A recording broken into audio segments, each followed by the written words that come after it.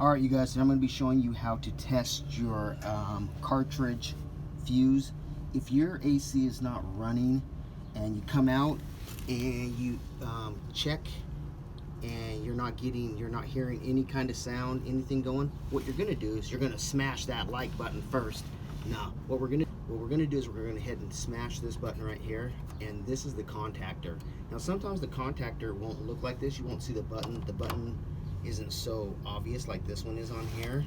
Sometimes it's going to look like this right here, and you're just going to push the side of it.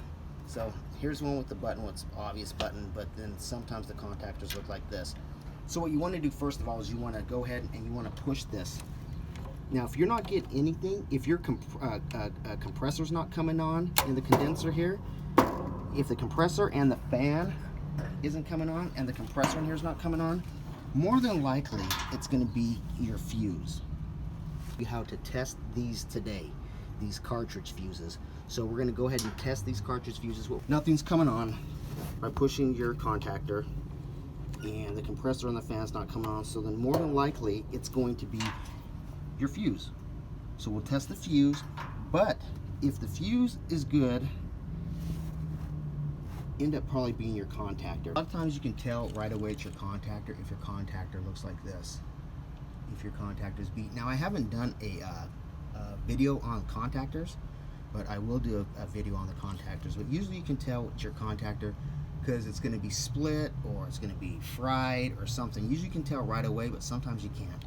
Alright you guys, so let's just go ahead and test this cartridge fuse. This is just a 30 amp fuse.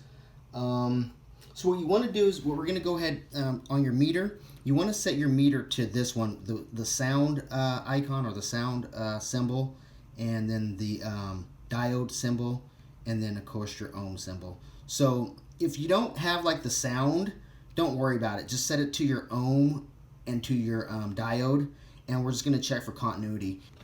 If it stays to that, that means it's an open. Okay, so let's just put the leads on that it's got continuity, and we're good. Alright you guys, thanks for watching. Subscribe. Until next time.